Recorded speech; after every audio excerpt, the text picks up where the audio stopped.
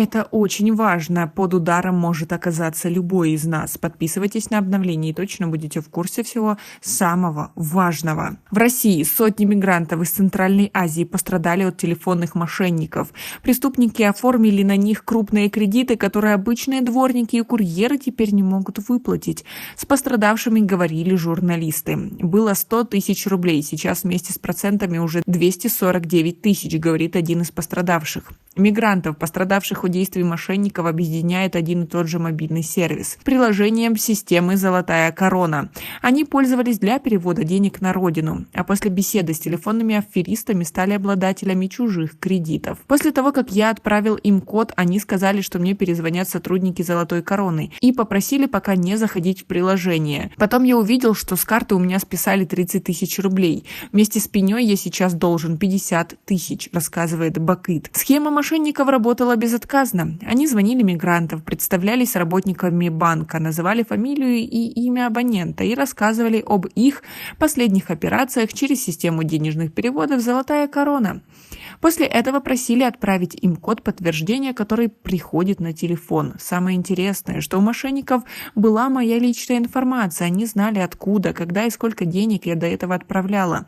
Мне пришел код, и на меня повесили кредит в 50 тысяч рублей, делится Масуда. Пострадавших сотни.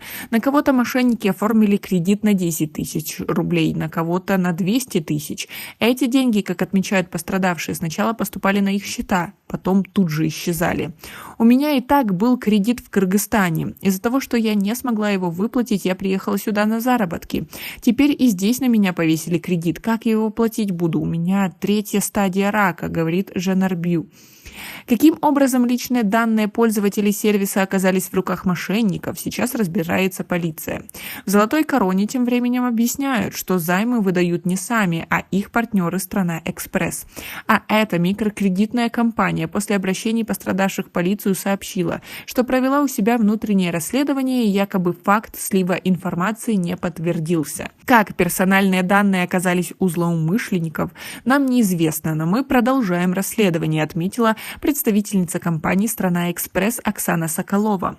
В кыргызской диаспоре в Москве считает, что целью мошенников были именно мигранты из Центральной Азии из-за их плохого знания русского языка. В ряде случаев аферисты угрожали пострадавшим блокировкой их миграционных карт.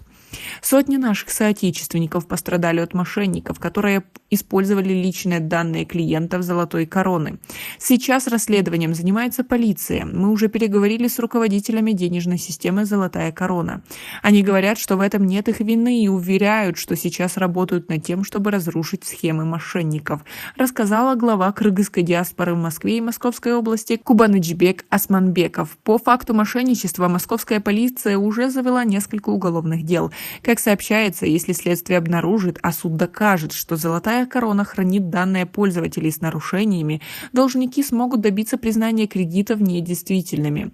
Если же нет, то мигрантам придется выплачивать чужие кредиты, проценты по которым растут каждый день. Как вы относитесь к такой ситуации? Как вы думаете, как можно помочь нашим соотечественникам? У нас пока на этом все. Оцените наше видео подпиской и лайком. До скорой встречи!